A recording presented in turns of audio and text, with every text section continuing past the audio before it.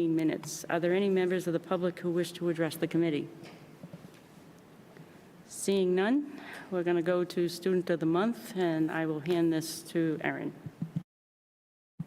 Student of the Month is one of our favorite items on the agenda. The Student of the Month program was established in 2019 by the school committee to honor exemplary students.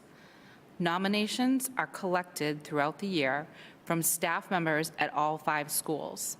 Nominations are made through 5 categories: service to fellow students, teachers, or community, dedication, determination, and persistence in the face of obstacles, attitude towards learning, determination, high achievement in academics, athletics, or performing arts, significant improvement in academics, athletics, or performing arts. Selections are made by the chair of the school committee, the superintendent, and 1 member of the policy and advocacy subcommittee. Student of the Month is being awarded to Miles Percoco, who was nominated by Leanne Myman, and I believe Deb too, yes? Okay. Could you all please come up, and can you please tell us why you nominated?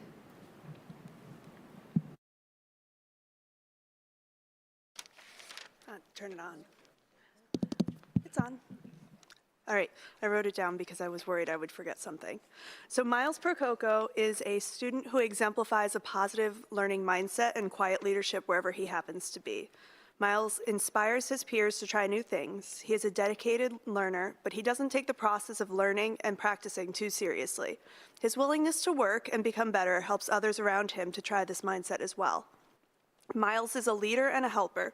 In band, music, choir, drama, he is consistently one of the first students to help with setup or breakdown, and he notices the people around him and what they need in order to be successful. Through his leadership in the percussion section, Miles helps the entire ensemble to sound their best. It takes special enthusiasm and level of dedication not only to learn well, but also to inspire others to be their best. And Miles Percoco is an outstanding example of a student with this remarkable ability.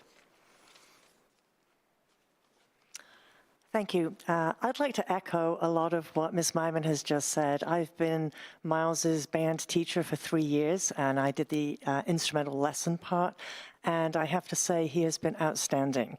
His attendance has been stellar, and every week he has come with such a great positive attitude and commitment to learning his craft as being a percussion. He has been so dependable. He has been so willing to do whatever has been asked of him in the percussion section, and has been such a leader demonstrating by his own behavior. And he's been such a great example for our other young percussionists.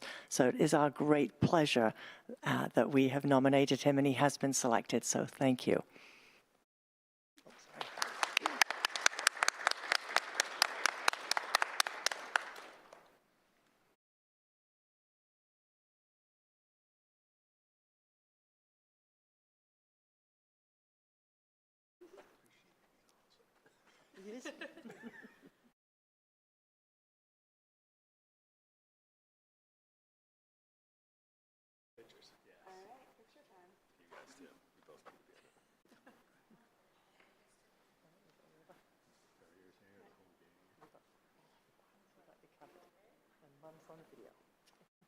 We can get mom into, we can like superimpose mom into, yeah.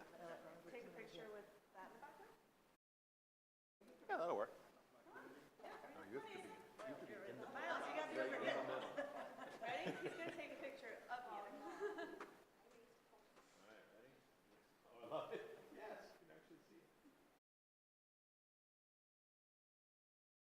All right. Perfect. Very nice.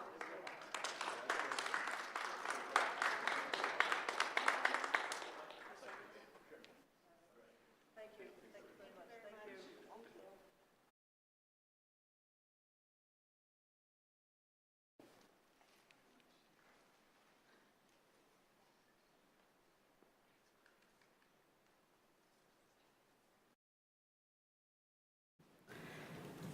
The next item is election of officers. At last month's meeting, we discussed qualifications and willingness to serve as officers in preparation for this discussion. We will begin by electing a new chair who will run the rest of the meeting. Caitlin, Paul Goldner, Narissa, Paul Mayette, Paul Lees, Matt, and I are all eligible for the chair per the policy. I am willing to serve in this position again, with Caitlin and Paul Goldner also willing if it is needed. Could we have a motion to approve? Nope, sorry. I'll make a motion to nominate Linda for chair.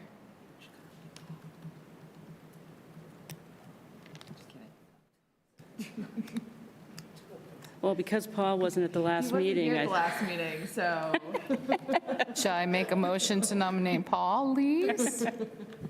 you skipped and that's what happened, right? Yeah. Go ahead. Oh, I didn't realize you made a full motion. Who'd you nominate? No, I'm confused. Nominate Linda. Okay, okay. I'll second. are there any other nominations? Nope. Can I have a motion? You've already got one. And a second. You good to go? A second. Any discussion? She's doing everything she can. Solid effort. Any discussion? All those in favor? I want to thank you all. I appreciate your confidence in me. For vice chair, everyone but Kelly is eligible, and everyone but Paul Mayette, Paul Lees, and Matt were willing to serve if it is needed. I make a motion to nominate Narissa. I'll second. Is there any other nominees? Any discussion? All those in favor? For secretary, everyone is eligible, and everyone but Paul Lees and Matt were willing to serve if it is needed. I nominate Paul Mayette. I'll second. Any discussion? All those in favor?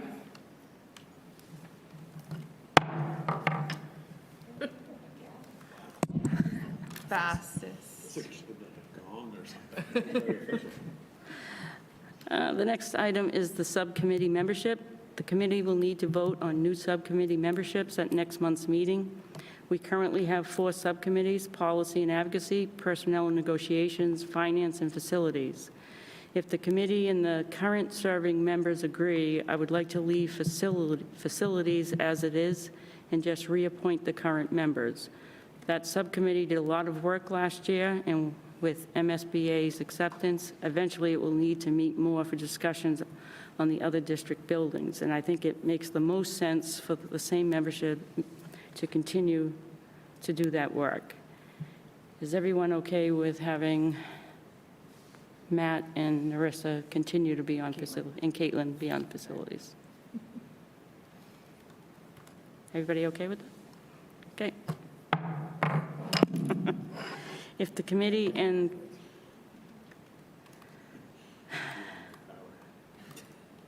I don't use my gavel enough. Commitment 2025. There it is. For the other 3 subcommittees, please send me your first, second, and third choices for which you would like to serve by the end of May, and I will bring a proposal for subcommittee assignments to the June meeting. Thank you. Proposed meeting schedule. The proposed meeting schedule for next year is attached to the agenda. This uses our typical meeting and budget meeting schedule, though that may need to be adapted as the budget scenarios become clearer through the year.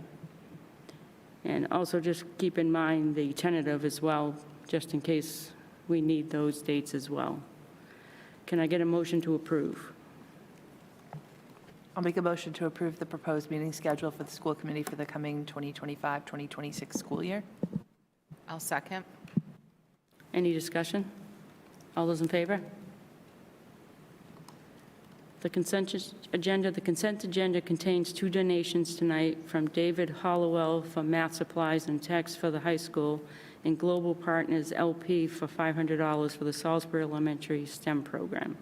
The consent agenda includes an overnight and out-of-state field trip request for planning approval for Newberry Elementary 6th grade to go to the ecology camp, October 6th through the 10th, 2025. Can I have a motion to approve the consent agenda as presented? I'll make a motion. I'll second. Any discussion? All those in favor? Student representative report. Student Representative Owen Silver is now going to update the committee. Last night, as many of you know, the top 10% of this year's graduating class was celebrated at a banquet. And earlier in the month, the high school the theater department at the high school, there we go, performed their version of Puffs, which was great as always. Tomorrow, the junior class will be going on the Credit for Life Fair through the Institution for Savings, where they'll be learning about budgeting. And even earlier in May, the upperclassmen had a safe and successful combined prom. This combination has continued to be well received, and I haven't heard any complaints from a single student. So. And I'd like to congratulate you, Owen, for being in that top 10%. The next item is new business. Would any members like to raise additional items for inclusion on a future agenda? I was wondering if we could get a report from Mr. Kelly about the class size and the different classes in the high school. Was one request I had. The second request I had was whether we could revisit the cell phone policy before the legislature enacts it and makes it a law.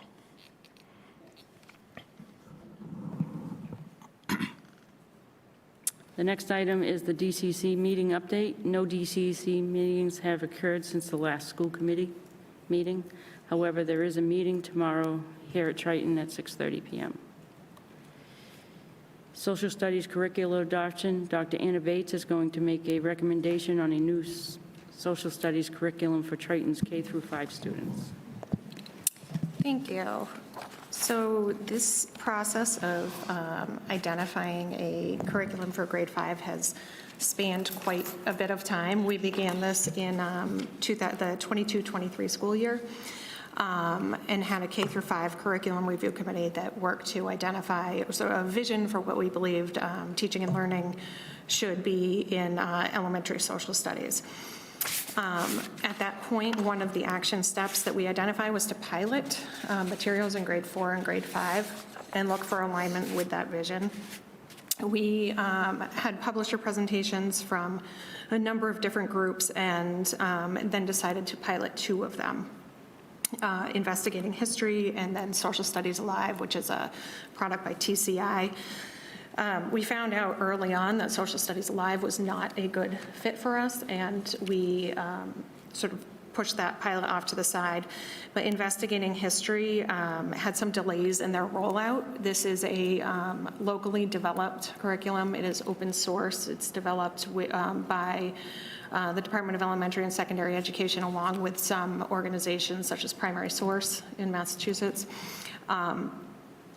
So they've been rolling this out slowly. They have been piloting, getting feedback from teachers, and then finally moving to a published phase. So 2 years ago, we had 1 teacher pilot and had a great experience with the curriculum, but didn't feel comfortable making a recommendation for adoption for the whole district. This year, we had teachers from all 3 elementary schools in the 5th grade pilot and did get a recommendation to move forward with adoption of that resource for next year. There's no cost to this. They're continuing to roll out other grade levels, so we're actually going to be piloting next year in grade 4, grade 6, and grade 7 as well. So with potential, if this is approved and the pilots go well, to have this open source curriculum be grades 4 through 7. Are there any questions?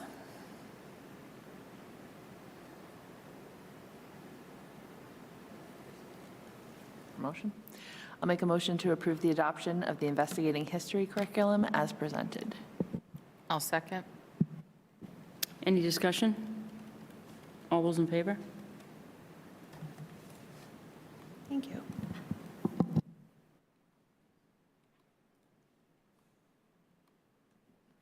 The FY24 financial audit update. The Finance Subcommittee has requested that the school committee review the annual audit, which has been the process in recent years. Dave Bertolini is going to cover the high points of the audit. So just to clarify before I hand this to Dave, so Dave did go over the audit with the Finance Subcommittee. In the spirit of what we have done in the past is he went into more detail. As a former auditor, he is happy to go into as much detail. You want the 2-minute, the 2-hour, or you can go for 2 days on the audit, but the charge from the Finance Subcommittee was to do the same as we have in the past, right? They went through, heard the response, the result. For you, this is a receive and file, but Dave will give the highlights. Feel free to answer, ask any questions, but that is the intent. If you want more, ask for it. Okay, thank you. And I looked this way, and I know Anna doesn't have a vote, but she gave me a glare when there was a thought that I might filibuster this. So the annual audit was performed, and the reports received recently.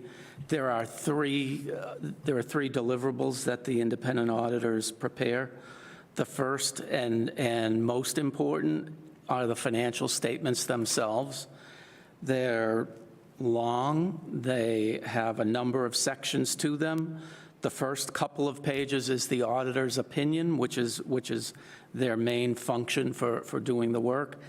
And their report was that the financial statements present fairly in material respects in accordance with generally accepted accounting standards, and that's what you want. It's what's called a clean opinion. I went into, as Brian said, I went into more detail, so need not here. That's the gist of what you get an audit for, to see whether the financial statements are fairly presented. There is a 7-page section of analysis that is ostensibly prepared by the district. It's prepared for the district in this case. It's generally boilerplate, but there are some interesting things in there.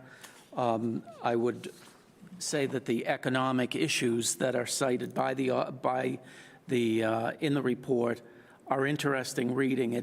It does cast a backdrop as to the general financial conditions the district and others like it in Massachusetts are experiencing now. There are financial statements in the pages which follow that.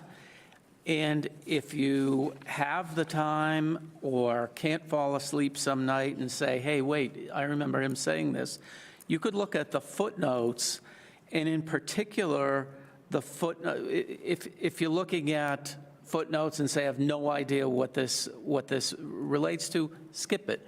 If you come to the footnotes that says the district's debt, read that, because it's interesting to see what debt is out there, the period of time over which the debt will be retired, and things like that. Generally, if there are plain English sections in the audit reports, they're meant to be understood by the audit entity. So that's the financial statements. That's the number one deliverable. The second is a report on expenditures from federal award programs. Because you exceeded the threshold, they're required to issue this audit report as well. There is a summary and findings, of which there weren't any, so that, again, is as good as it gets. There weren't any findings of audit findings relating to federal programs. And the last one is what's called the governance report. When I was an auditor, we used to call this the management report or the management letter.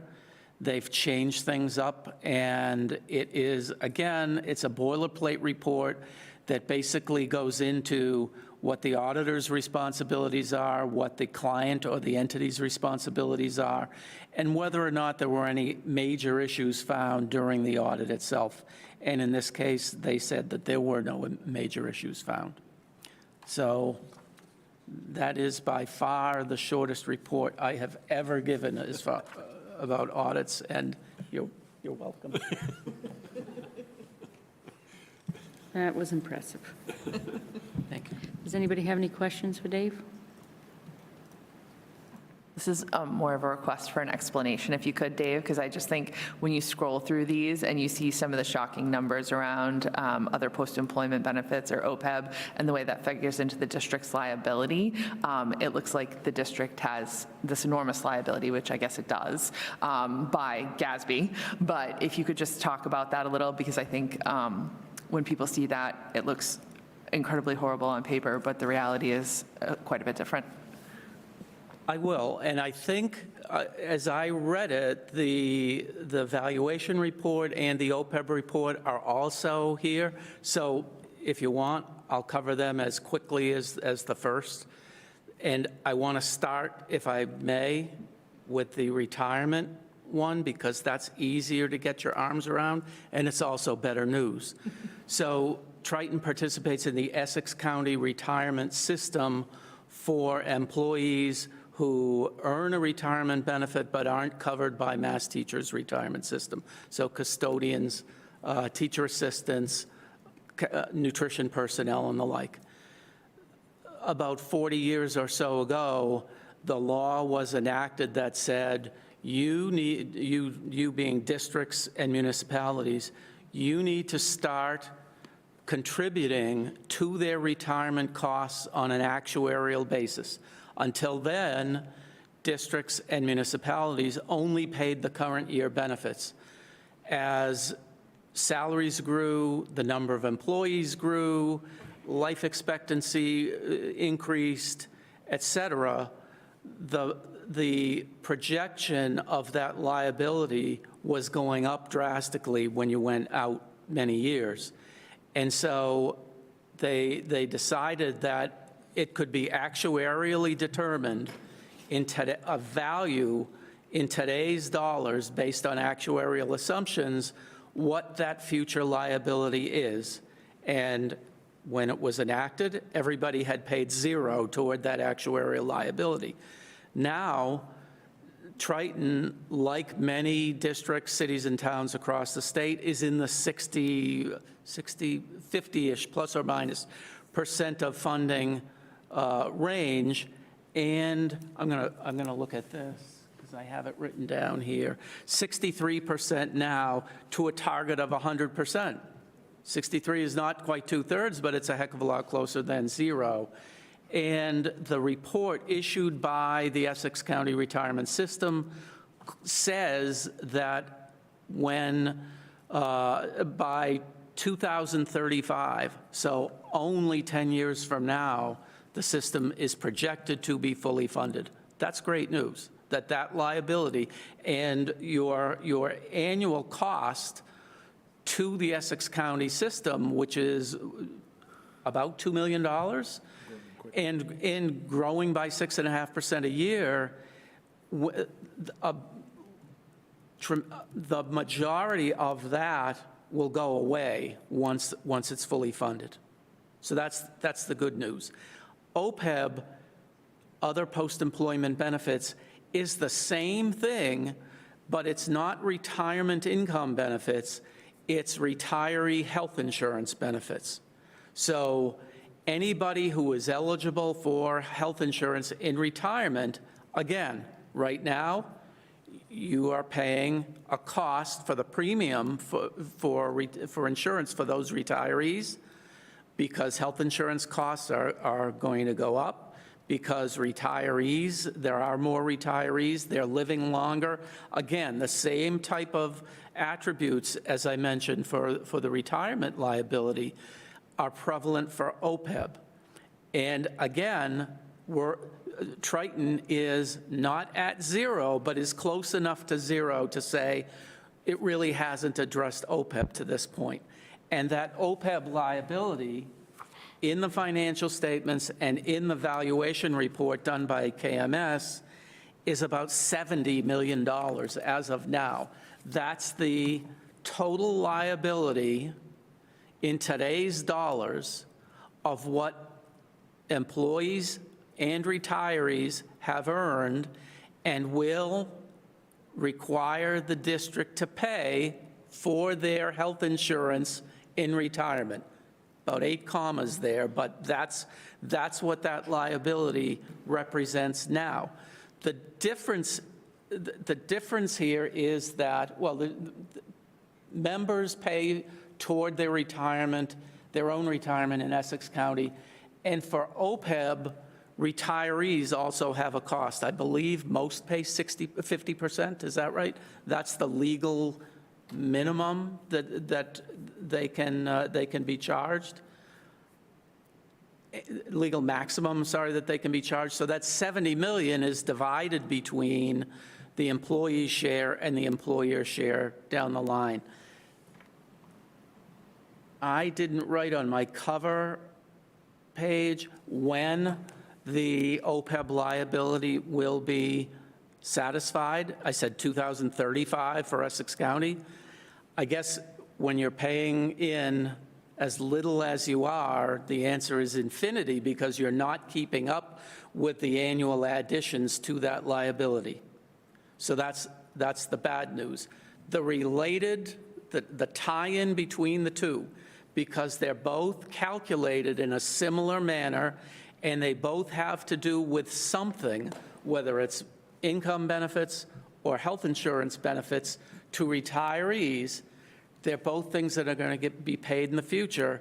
The end date for Essex County is coming to the horizon. When that happens, the district will be able to utilize the large chunk of money that right now is going toward amortizing that actuarial liability and shift it over to OPEB. I won't get into the mechanics of that now because it's still at minimum 10 years away.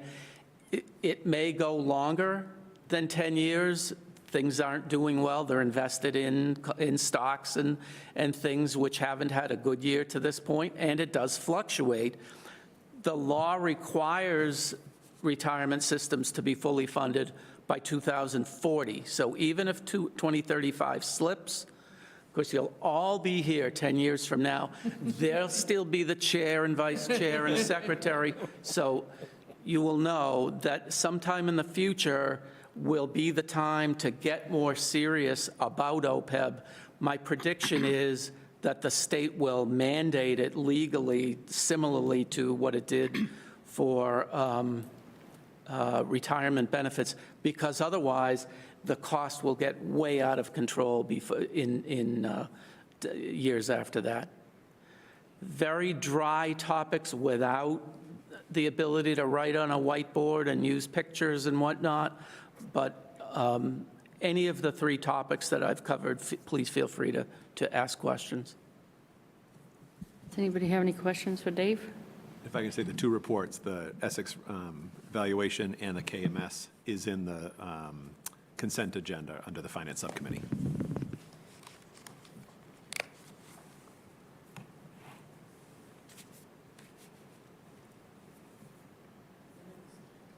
Next item is the FY25 budget standing. As noted in past meetings, the end of the year is very tight in the general fund. The Finance Subcommittee recommended that the full committee receive an update so that they understand the implications. And I'll hand this to Brian. So before we do that, can I take you back to the last two agenda items? Because those both should have had an action. I apologize, the agenda is incorrect. So the adoption of the curriculum needs an approval. Oh, we did do that. I'm sorry, I was talking to Dave, but it's not, even though it's not listed here. Cool. And the audit should have a receive and file. I'll make a motion to receive and file the completed fiscal year 24 independently audited financial statements compiled by Roselli Clark and Associates. I'll second. Any discussion? All those in favor? Thank you. The report that you have, again, was pulled out of the consent agenda for the Finance Subcommittee. And I'm going to stick to the one page that is atypical for the general fund reports. Dave started in, when did you start? March? In March. And took over a budget, obviously, 3/4 of the way done. And the scenario, I would say the picture that he assumed when he walked in the door was not a fully accurate scenario. So the reporting that had been done for the first, say, 8 months of the year, nothing that was done that shouldn't have been done, and there weren't costs in there that wouldn't have been costs otherwise. But the tracking of those and having an understanding of where we were, budget to actuals, was off. So went to a little more detail with the Finance Subcommittee, but that is a miss. And so Dave has spent what I promised him would be just 3 months to come on and just keep the ship afloat, to doing some considerable bailing, buckets and buckets. So we have been working for the last 2 months now pretty consistently to have a solid understanding of the true standing of the current budget, and working with principals to not spend anything and everything we possibly don't have to. So there are costs that are facilities-wise that are being deferred and will happen after July 1 and the new year starts. Substitutes, being as creative as we possibly can in coverages. Not spending any supplies and materials. So we had frozen the budget, and that was a discussion we had earlier in the year. We knew it was going to be a tight budget. We didn't have the reporting being reported to us to say how tight and over we were at that point. So the front sheet attempts to summarize where we're at. So differently than what you've normally seen, this normally a general fund report that's 2 pages. It's both salaries and general expenditures included. Dave ran these separated so that you can see what is under and what's over a little more clearly. So you can see from that report, we were underspent. So we were in the black by about $258,000 in salary expenditures. We were overspent by close to $1 million, $968,000 in other expenditures. Some of the major drivers were special education costs, number of students that had been placed out, transportation costs that have increased, homeless transportation that has increased. Some of those things were already assumed in next year's budget. So the presentation that Shannon had made back in January and the budget numbers that carried through held true, and so those are budgeted correctly for next year, but they were growing unencumbered this year as well. Natural gas, our rates increased, and the budget for the current year didn't pick that up as it should have, as well as we had just a cold winter.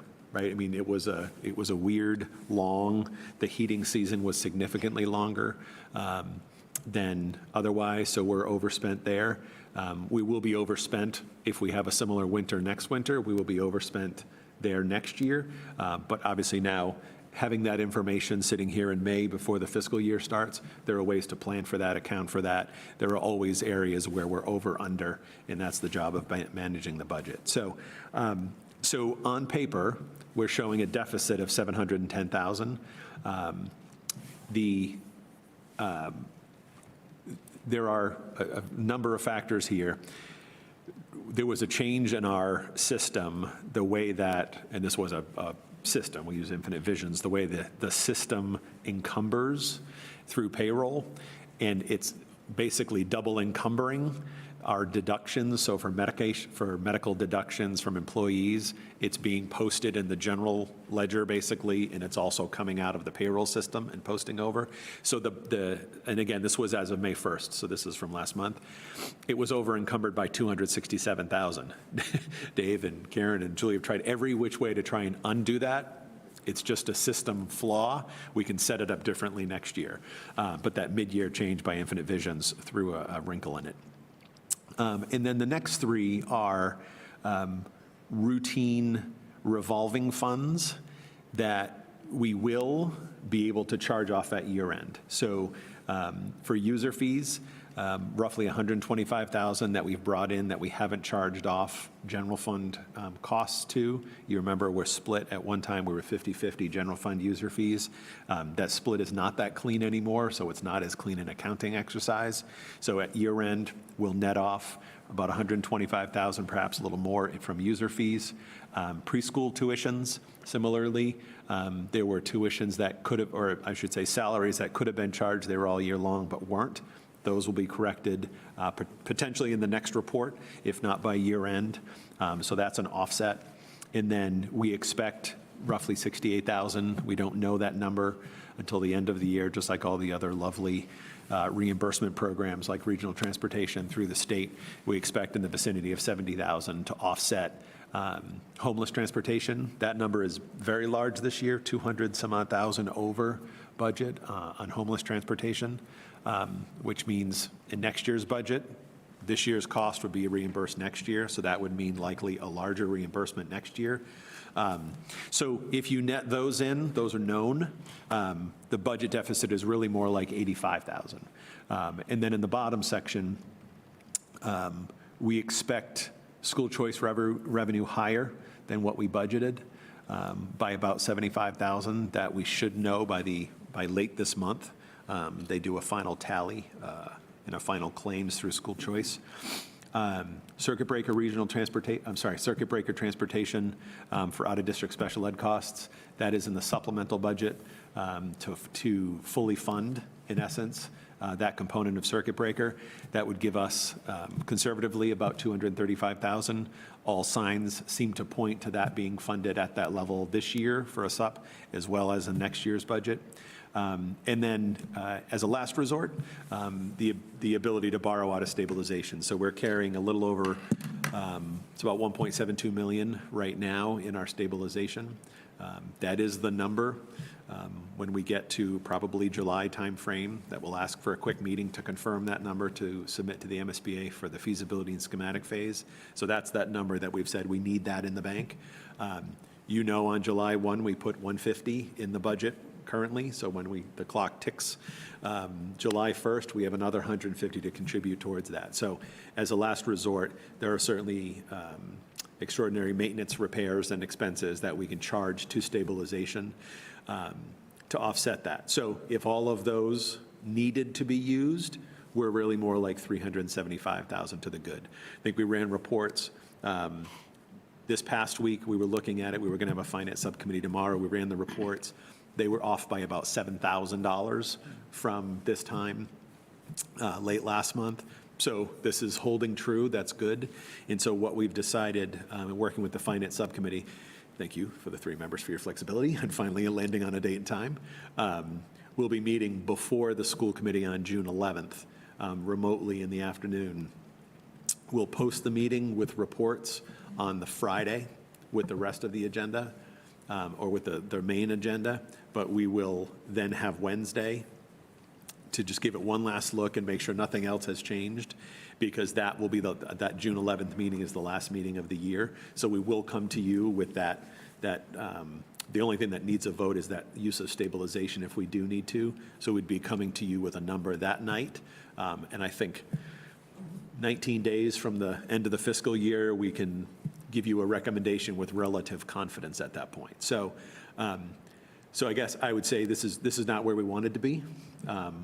I obviously wish we knew this earlier in the year, because we would have had other tools in our tool chest to be able to address these earlier on.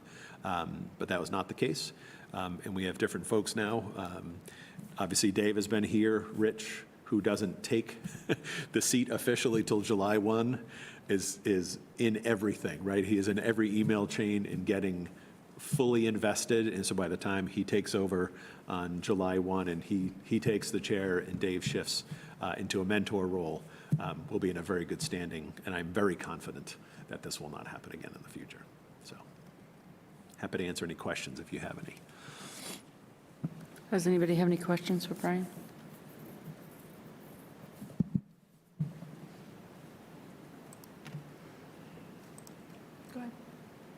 I was going to say, if you have a question, this wasn't received and filed with the consent agenda, so probably should be. Just going to ask that. Yeah. In the insurance column in the document, it's off like 664,000, and then you're talking about the way it was double posting. How much of that 660,000 that I'm seeing in that line item is really due to that system error, and how much of it is? So the summary on the front page? Yeah. It was about 267,000, and it wasn't clean in one line. So it's over in one line, under in another. It had to do with the way retirees were posting and actives. So but that's the total. 267 is where Okay. it's off. Okay, thank It's you. over-assumed. Okay. Yeah. So about 400,000 is for other reasons other than our system, or that is what I'm. If, excuse me, if you're just looking at the line that says insurance, Yeah. there are a number of things in there. The biggest one is employee health insurance, but that's an aggregate of 664 minus the 265,000 that we talked about in the front page is a combination of active employees and retirees. So if you look at the next line in the report, that's 330,000 to the good. It's a stew that adds together, and the item on the front page is not broken out between the two. Okay, thank you. And I'll say, too, we've been talking about, are there better ways to report this? So this will be an ongoing discussion with the Finance Subcommittee. As Dave said, an insurance summary total is all insurances, and that isn't necessarily helpful to the level of tracking. But it's normal to have overages and unders, right? I mean, it's routine that when there's a retiree and they age past 65, they go from an active plan into a MedX plan, so they shift mid-year. So there's always people coming and going. Our numbers are never exact. There's just no way for it to be. But generally, we're able to watch it and know where there's under and over, and usually comes clean.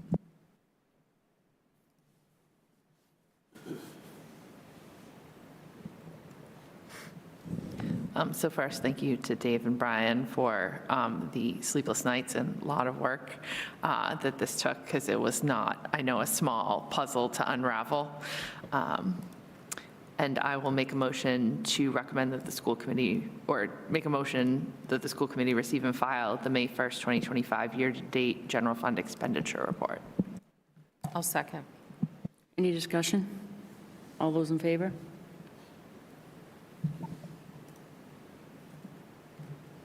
The next item is the FY26 budget. I'm pleased to report that all three member towns have passed the FY26 Triton budget. The committee will be addressing the undetermined $350,781 in savings and/or cuts later this year as part of the traditional amended budget filing. The next item is the middle school, high school building project. Matt Landers, Chair of the School Building Committee, will provide an update on the work being done in regard of the building project. So we met today for our initial visioning kickoff meeting and planning meeting. And that's basically all we've been doing. The enrollments got submitted to the MSBA 2 weeks ago. Yep, and we allowed to say they were going to be on what meeting? The MSBA meeting, can I say what they confirmed, or is that not out there? Yeah, so we're hoping to be meeting with the MSBA in October, in their October meeting, to get welcomed into eligibility. And next week, we have a full schedule. We're going on tours of schools all over the state. Very excited, me and Narissa, and a bunch of teachers and staff, so looking forward to that. So if I could just say, so the building committee, the official school building committee hasn't met since the initial meeting. April. Did I miss that part? Sorry. That's okay. No. So the group that's meeting now is the visioning, as Matt said. And so this is a very different focus, right? The building committee becomes very nuts and bolts in managing a project. This group is very pie in the sky vision. What do we want? right? We then have to come back down to earth when we have a designer and we know the price tag, but we start with, what is it that we need for our kids? What did we decide? You know, we've got members of the Portrait of a Learner design team on this group to say, like, what is it that we envision for our kids, for our students, for our educators? And then, right, to the point you made, Paul, we keep repeating this, right? There's so many incredibly gorgeous buildings that make absolutely no sense educationally. They might be gorgeous to the eye from a designer standpoint. So this work, the two consultants working with us, one is a former teacher from Pine Grove, one was a former teacher from Newburyport.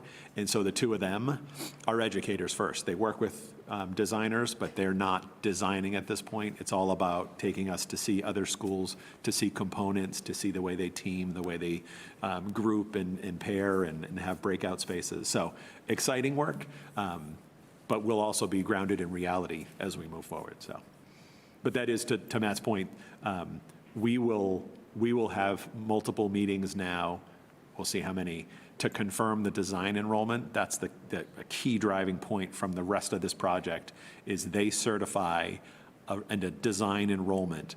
I've asked for 1,000. We currently have about 845 on this campus. I think that's probably a long shot. But when we make the argument to say, right, when Pentucket rebuilt their building, a lot of families that choiced out or left no longer choice out and leave. They stay. And the same will happen, right? We know, I've had the conversations with families who just say, I'm not sending my child to that school. And sometimes it's sight unseen and they think it's far worse than it is. But there's a perception that a brand new building changes. So, so that's a big, between 1 and 3 meetings I've heard. It depends how much we want to fight. But our rep, she said she'd be getting back to me hopefully by the end of May to schedule that. We have 2 more big deliverables, and there's a big capital planning document that I'm working on with Karen and Dave and John Skanicki. And then these design enrollment meetings will be happening. But to Matt's point, they've now confirmed and said they are now, right, the whole idea was they assume it's going to take you a year from the time you're welcomed in to the time you're welcomed into the next step. We've said we want to go as fast as possible. So they've now said, we're with you. We're targeting getting you to that late, it's October 29th, board meeting to be welcomed into that next step, which would mean by November, we're going out to look for an OPM and a designer, and we're off to the races. I think it's worth saying, too, the school building committee will likely meet next in July, and Brian's been polling for dates for that, because the visioning group will sort of plateau after the set of visits, so it'll be time for the building committee to pick that back up again. So you confirmed it was a July 12th? I did not, so I threw it out to some members that hadn't. I sent an email today to any member who hadn't doodled me back yet, and July 9th was the most popular date. So I asked anyone who hadn't responded if they can let me know if they can do July 9th. So. Not respond. I didn't say that out loud. Thanks, Narissa.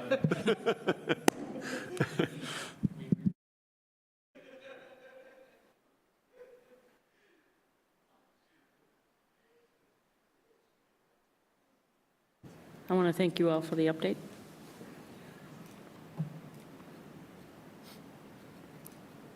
The next item is the superintendent evaluation. The superintendent is going to provide an update on his evaluation cycle timing for this year.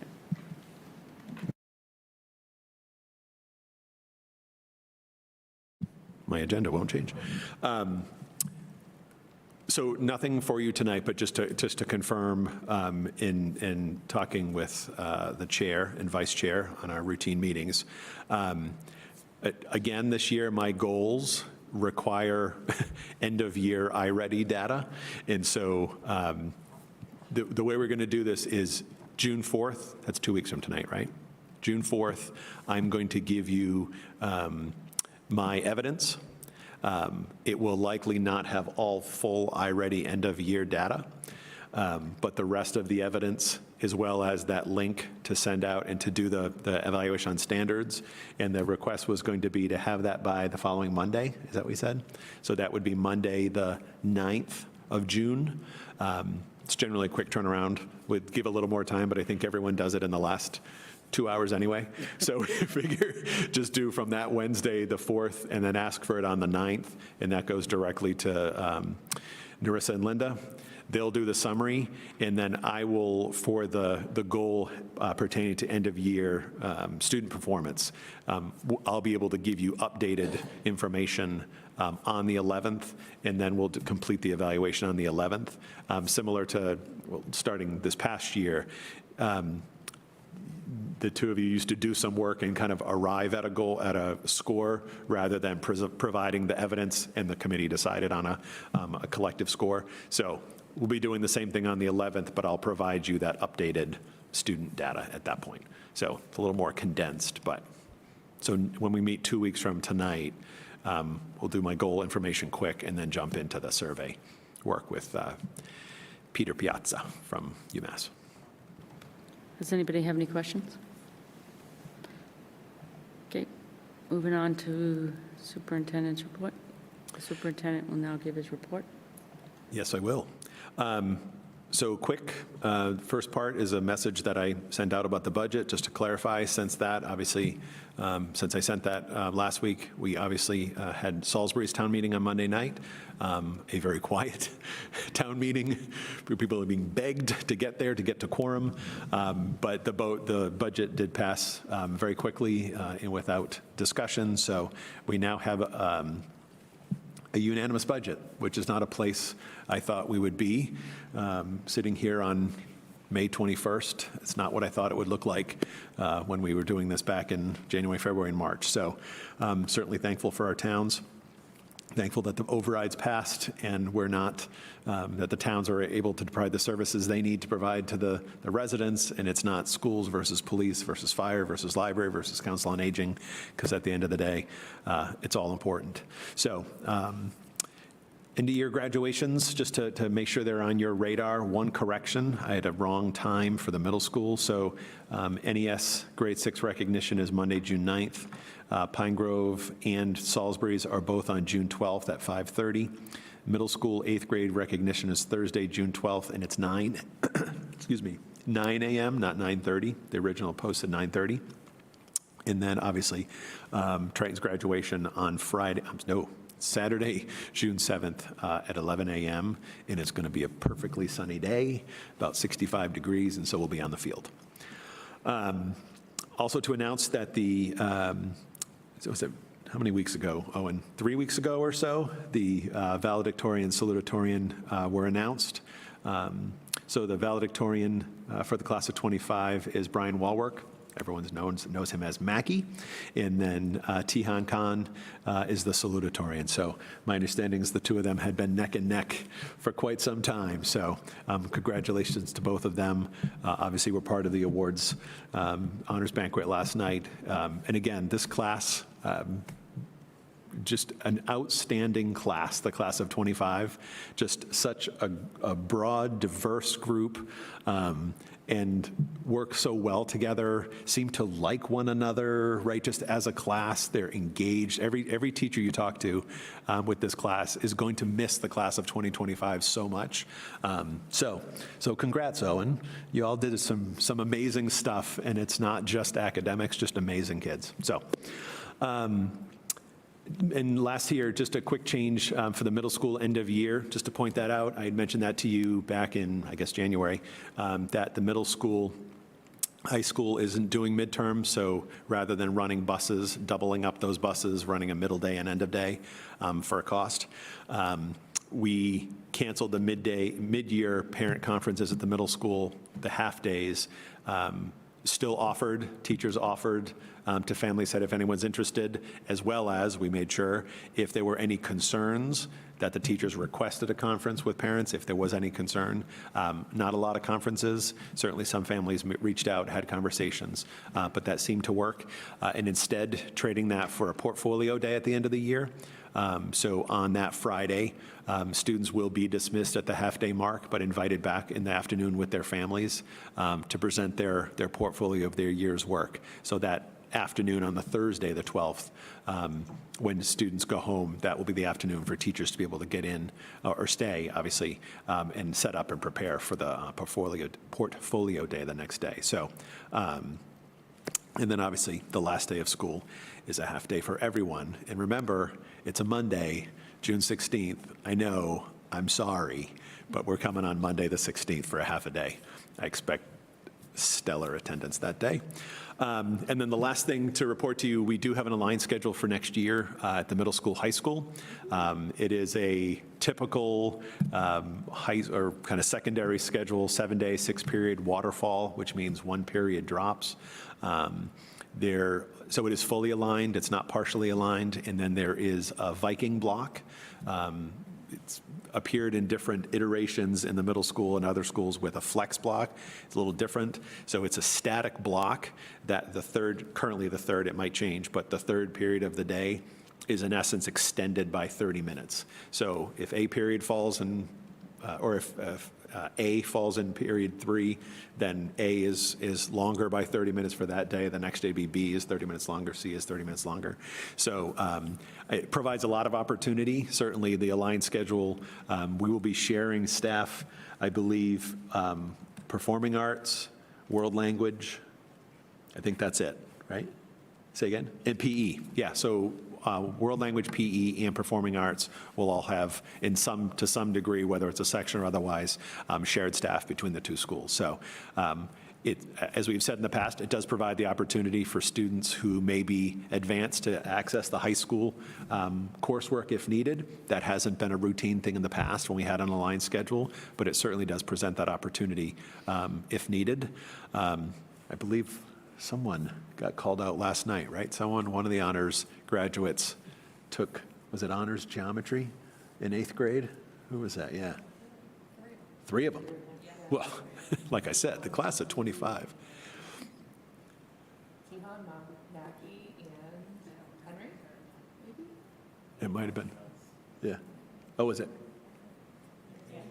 May Montanez? Okay. Yeah.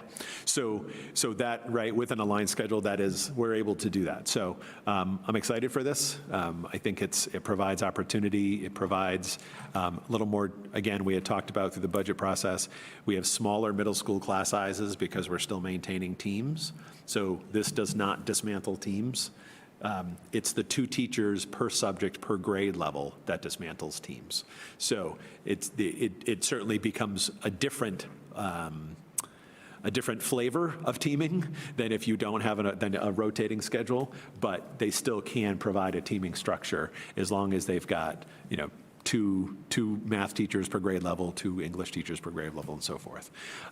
So more on that, obviously more detailed information going out to families, but wanted to make sure you're aware of that. And then, as always, the personnel report is attached. It's a big one. All the extended school year appointments are there. And then you will notice that Nicole Stouty, my assistant, has resigned effective mid-June. And so I am actively searching for her replacement to hopefully have some transition time and crossover to prepare the next person. So happy to answer any questions if you have any. I have a question. You have a math teacher that left on April 9th. Is that affecting anything at the school? I have a math teacher that's left on April 9th. Mr. Galante? Yep. Now, I'm just wondering if that was affecting anything at the school, that his effective date was April 9th. So does that mean he's left already? Yes, yep. So other teachers picked up the sections. Okay. So rather than hiring someone mid-year, we will have it's an open position being hired for next year. But the 5 other teachers picked up a .2 with that section. So if a 6th section becomes an additional .2. Yeah. That was it. So there was an extended absence and then resignation. And so those teachers have been picking that absence roughly February-ish. Yeah. I have 2 questions. One of them has to do with graduations. I see that 2 of them are on the same night at the same time, and we had talked about trying to make sure that we didn't have overlap. I know we fixed it for last year, but it looks like we're having it again. And going to just discuss on a broader spectrum, making sure that the schools are working with each other on the calendar to prevent issues like this. So yeah, I guess I would say Lots of communication. The schools are definitely communicating. It becomes impossible to, with the nights and all the things that happen for the school. The principals are well aware. I mean, ideally, Al had conflicts. Last year, we had Al and Patrick, so the middle school and high school principal, attend the sixth grade graduations for all three and be there, Al to welcome them in, Patrick to say, hi, I'm your future principal, can't wait to see you in 2 years. It was awesome, well-received. Scheduling-wise, they weren't both able to do all the dates, and it was Pine Grove and Salisbury that ended up on the same night. And we tried, I mean, the email string is a mile and a half long, trying to get around that, and there was no way around that one this year. So when possible, absolutely, but with 5 schools and their own things that are going on, it sometimes becomes near impossible. Similar to, I mean, we're talking about conflicts with performing arts and athletics, and it's... Well, it was performing arts and town meeting, which was a bigger concern to me, the fact that none of those Salisbury parents, if they wanted to see their kid at the performing arts banquet, could go to town meeting. Yeah. So if we didn't make it through the budget process with getting the approvals in Newbury and Rowley, it would have been a big issue. Yeah, Because I didn't make it before the budget was voted. Yeah. My second question is, I want to ask if Viking Block, is it still intended to be like a wind space? I'm hearing little grumblings from parents that it seems like there's additional content that's being going in that section, and I thought that it was supposed to be like an opportunity for kids to ask additional questions without additional content being taught in that 30-minute time that they get for the Viking Block. And I was just curious to see, so that we could communicate it out, is it supposed to be like a wind space, or is it shifted more towards additional content at this point? So I would say to you is definitely not additional content, and per the contract, right? So it would be an additional section to, if I were to say to a teacher, I need you to be teaching this and prepare for that, it would be an additional section. So the design, certainly something I'll take back to the principals to make sure, but the design is that it's that period for that day is you have longer time, and you're using that time to reteach, small group, whatever it needs to be.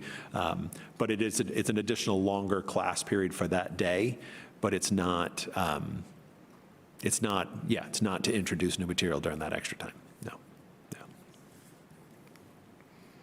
Does anybody have any other questions? I'll make a motion to receive and file the monthly report of the superintendent of schools for May 2025. I'll second. Any discussion? All those in favor? The next item is the CREST and NEC representation. Each year, the school committee must appoint a representative to the boards of the special education collaboratives that the district belongs to. In recent years, that representative has been the superintendent, and I would like to recommend that he continue in that role and thank him for his endless service on that. Do you accept? I'll make a motion to approve the continued representation during the 2025-2026 school year by the superintendent of schools on the board of directors to both collaboratives that the district is a member of, including CREST Collaborative and North Shore Education Consortium. I'll second. Any discussion? All those in favor?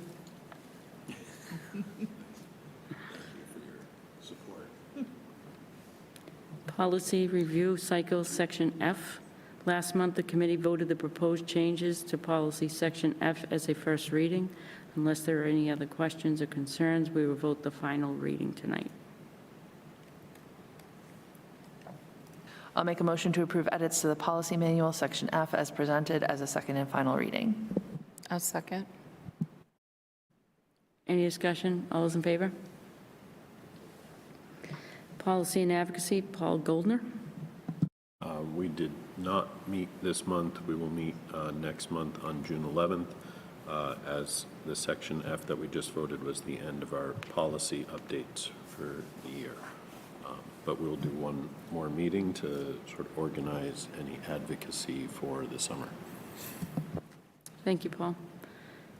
Personnel negotiations, Matthew Landers. We met on the 28th to work on the custodian contract. Sorry, that's all I got. Yeah. Thank you. Too much. Next item is finance, Paul Mayette. Our most recent meeting was covered with that previous presentation. We meet again on the 11th as well. We have a busy day on the 11th. And yeah, that's it. Facilities, Matthew Landers. We have not met since the last meeting. Thank you. The next item is executive session. The committee is going to enter into executive session for the purpose of planning for negotiations with union personnel, specifically the AFSCME custodial workers, to return to open session. I'll make a motion to enter into executive session for the purpose of planning for negotiations with union personnel, specifically the AFSCME custodial workers, to return to open session. I'll second. Any discussion? Can I have a roll call vote? Erin? Yes. Caitlin? Yes. Paul Goldner? Yes. Paulise? Yes. Matthew? Yes. Narissa? Yes. Paul Mayette? Yes. And I'm a yes as well. And I want to thank the you were leaving?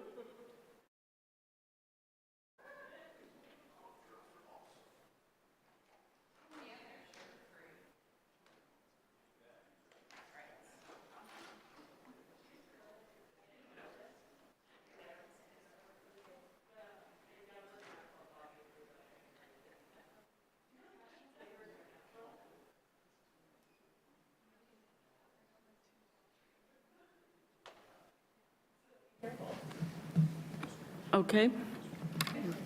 We return to open session. A new MOU has been agreed with AFSCME Unit 939, the custodians unit, for 2025 through 2028.